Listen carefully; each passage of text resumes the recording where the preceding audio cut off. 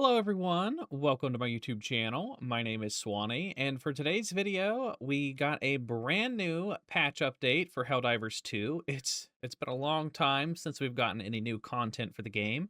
So we're not only getting the brand new Warbond, which I will be live streaming and testing out live for you guys, but we also got some patch notes with quite a few buffs to some of the weapons and stratagems and stuff and some bug fixes. So I'm going to go over the patch notes right now for you all. And then after you're done with this video, make sure you check out my live stream so that you guys can check out the new weapons and stratagems and stuff. And as always, if you enjoyed today's video, then consider giving me a thumbs up because it helps me out in the algorithm. And if you're on mobile, I know they added a new hype feature where if you hype a video, it will like give it a chance to reach the hype trending tab or whatever they call it now. But that is another good way to help small creators out. So not only my channel, but if there's any small creators that you like, make sure you give them the hype button, and that helps out content creators. All right, so jumping straight into the patch notes, it says, incoming message from High Command. Super Earth has detected strange signals from previous unmonitored worlds on the galactic map. The Ministry of Intelligence is investigating the source of the signals.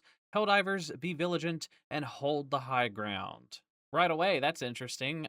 Previously unmonitored worlds on the galactic map. Does that mean we're going to get some like new planets or new biomes soon? Who knows, but that's interesting. Patch highlights. For this patch, we have tackled a bunch of items from our known issues list, including audio issues, XP modifiers, and several crashes.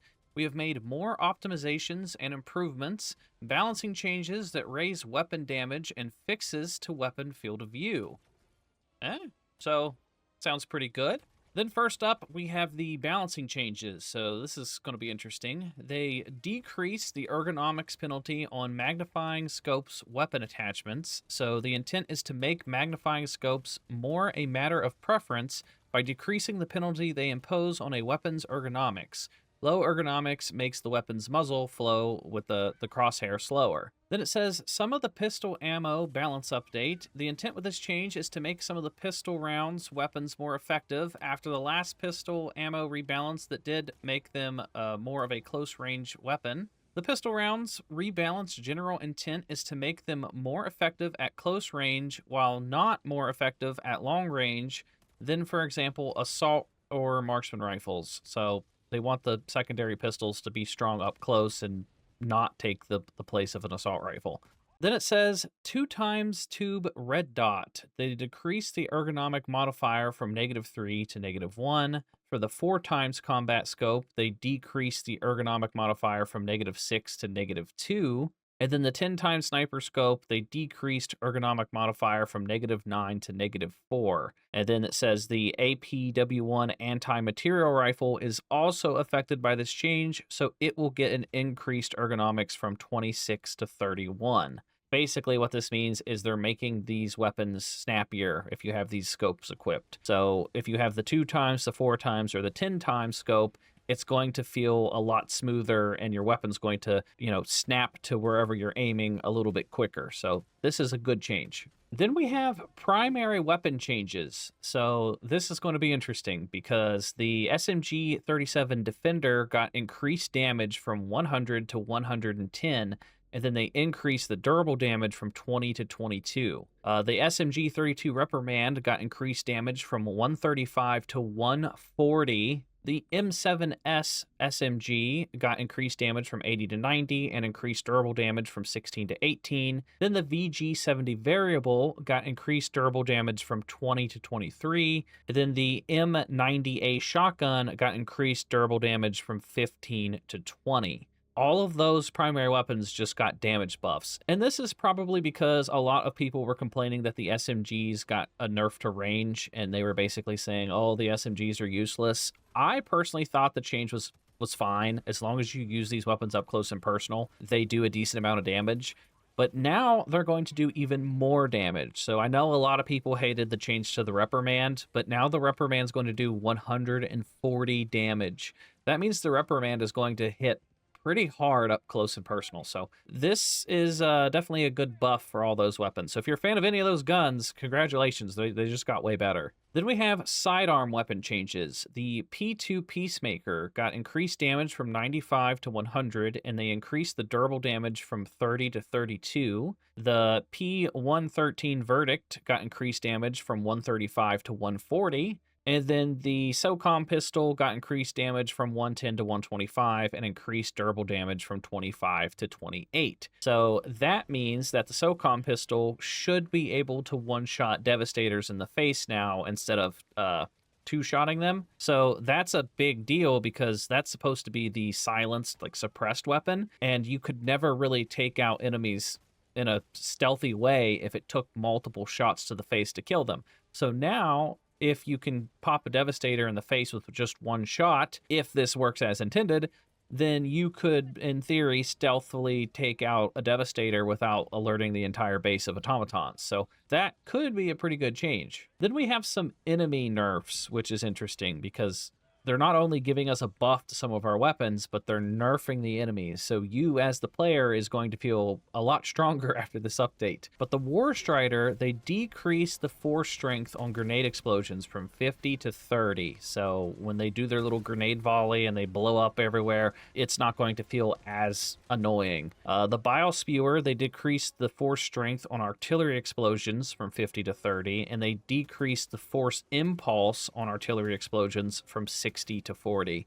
So that artillery mortar lob that the Bile Spewers do is getting nerfed, and that's not going to be as annoying of an attack, so that's good to see. Then the Stalker, they decrease the force strength from 40 to 35 when a tongue attack hits the player.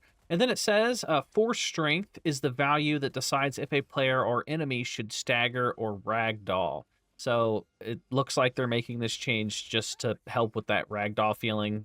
Players have been complaining about ragdoll for basically forever because it's not fun. It's not fun to be ragdolled. It makes sense if there's like a huge explosion, but there's so many huge explosions in Helldivers 2 that it always feels like you're just ragdoll after ragdoll after ragdoll. So with them nerfing the abilities from the enemies that ragdoll you, hopefully we get ragdolled a lot less. So this is another good change. Then we have some gameplay changes. The keybind options for quick weapon function. New unbound keybind options have been added for quickly swapping weapon functions, like changing firing modes or ammo. Oh, so that's a big deal. So if you want to just very quickly, at the push of a button, change your rate of fire, you could do that instead of having to hold down the reload button and cycle through the menus to change your firing mode. So that's a really good change. That's going to make your quality of life a lot better for weapons like the Stalwart or any support weapon like that that has different firing modes. I think that's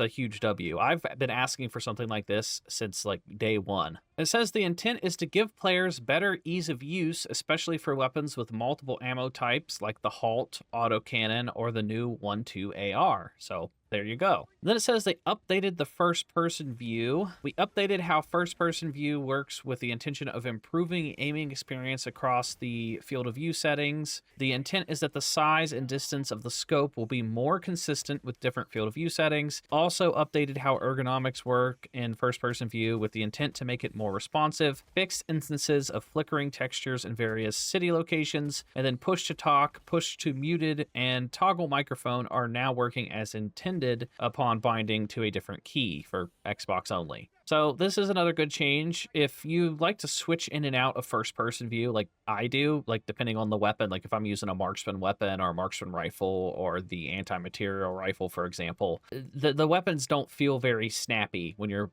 waving left and right. The ergonomics just don't feel very well. So hopefully that fixes that. If they're working on first-person view changes, maybe we'll eventually get like a full time, like you're always in first person. I think that would be neat because that's another thing I've been asking for since day one is just like a committed button that you always play in first-person mode. I think a full first-person view where you can like run around and sprint and stuff in first person would make it a lot more immersive and would be really cool when there's like tons of explosions going around you and stuff. I think that would be really neat. Now we're getting into the bug fixes category, the crash fixes and soft locks. They fixed a rare crash that would occur when combat music would start. They fixed a rare crash that would occur during the nuke nursery mission. They fixed a crash after hot joining a game that just started where the existing players are using certain stratagems. They fixed a rare crash when enemies would fall through the ground, and then they fixed a rare crash on mission loading.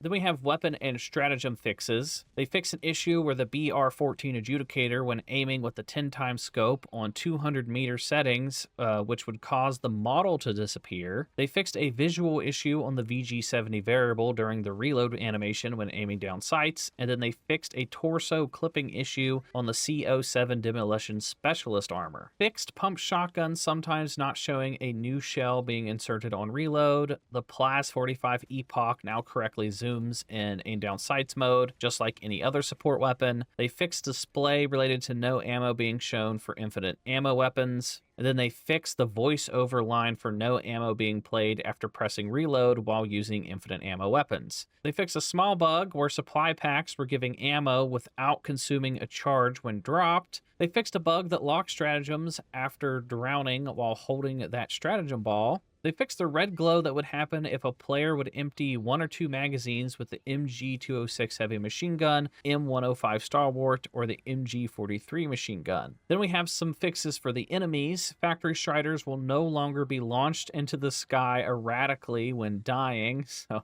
it was funny to see, but I understand why they fixed it. But that's kind of one of those glitches that I would be okay if they kept it. Because it's kind of like the glitch in Skyrim where the giant smacks you with the hammer and it sends you flying into space. It's kind of the same deal. So it would always be hilarious when a factory strider would just get launched into the sky. But I understand why they're fixing that. It's not very realistic, but, you know, it kind of sucks. The Hell Pods that hit Factory Striders will no longer remain in the air after the enemy dies. Okay, that's a good change. War Striders now detonate mines, so if they're walking over top of mines, they finally blow up. That was a thing, so like if you throw down anti-tank mines or whatever, War Striders were just unaffected, so that's a good change. Enemy presence around cognitive disruptor towers is now cleared from the minimap when the objective is completed. That's another good change, because the minimap would show that it was still like a red area full of enemies, and that would be a little confusing. Chargers no longer speed up when exiting charge. That is a great change because, you know, it would look like the chargers come into a complete stop and then they would just speed towards you and instantly kill you or run you over. So that's good. They fixed Rupture Warriors getting stuck below sentries. I never experienced that one. They added a medium armored weak spot to the vents on the backside of the bunker, AA, and mortar emplacements. This was done so that these structures behave similarly to other comparable defenses. So now if you have a medium armor pen weapon, you can now damage the bunker, the AA guns, or the mortar emplacements, which is a big deal because if you picked a loadout where you didn't have heavy armor pen, or if you didn't have something that could take out those bunkers or mortar emplacements, it was pretty hard to take them out because you had to call in a hell bomb and wait for it to go off, and if the hell bomb got destroyed, you had to wait like for it to cool down, and then you'd get stuck in like a death loop of them just calling in endless reinforcements. So this is a good change. Then we have a bunch of miscellaneous fixes. They fixed the terrain not being affected by explosions and the entrenchment tool for PS5. They fixed a bug where the lights were missing / flickering on the orbital Gatling. They fixed a thumbnail glitch on the acquisition center menu. Cryopods no longer clip into the engineering bay when playing the ship arrival cutscene. Fixed an armor gap affecting the CE-27 Groundbreaker and the CW-9 White Wolf while using the draw emote. The UI will no longer show inaccurate objective info on the mission summary screen if the host has left the game. They fixed a bug while joining a non-host in a crossplay lobby. They fixed the NPC technician's neck sticking through their shirt. The minimap Fog of War effect while exploring caves no longer persists between missions. Soon-to-be Helldivers will no longer be stopped from progressing the tutorial if they die in the flag room. Okay, that's good for new players, I guess. They fixed an issue where the automaton's grinder sludge would be affected by weathering even though It's sealed behind glass. They fixed an issue where a missile inside the destroyer's hangar was misaligned. This dangerous act of asymmetry has been corrected. The undemocratic ship operator responsible for this disgraceful display of inefficiency has been promptly re-educated in a high-orbit correctional facility. Glory to the Office of Corrective Deployment. Helldivers will no longer be locked out of the gator when trying to get into the driver's seat simultaneously. The gator's the big like oil rig thing for those specific missions where you have to deploy the oil. I never play those missions because the stupid hive lord would just slam down on the oil rig and send you flying and you'd fail the mission. So I've not played those missions since they released them, but that's what the gator is. They fixed a bug with mission haptics when a controller disconnects or reconnects. Oh, I've had that happen, so that's good. Fixed an issue on a command bunker where there was a lack of collision. And then we have some optimization changes. They optimize lights on the automaton visual effects. They optimize physics of rock assets throughout the game to improve performance. That's good. They improve the way environmental effects such as sandstorms, blizzards, and acid storms apply their status effects for reduced impact on performance. That's also good. They improve the aim down sights, weapon placement, and behavior. They reduce the amount of camera clipping on weapons. They fix texture details used for weapons while aiming down sights. They improve the depth of field when aim down sights and while scopes are zoomed in. And then they fixed textures sometimes appearing low resolution even when memory is available on PC only. So that is going to do it for all the patch notes that just got released for today's update. Now we also have the brand new Python Commandos Warbond that released alongside this. So we get the new grenade launcher, assault rifle. We get the new guard dog hot dog, which is the guard dog flamethrower.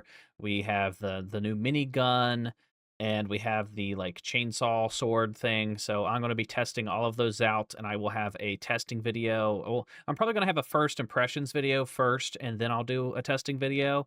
And I will be live streaming my reactions and everything, and I'll be live streaming all the testing of those weapons. So after you guys give this video a thumbs up, then be sure to check out my live stream so you can see me testing out all the new items in the new Warbond. But that's going to do it for everything in this video. Thank you guys so much for watching, and I will see you guys next time. So bye-bye.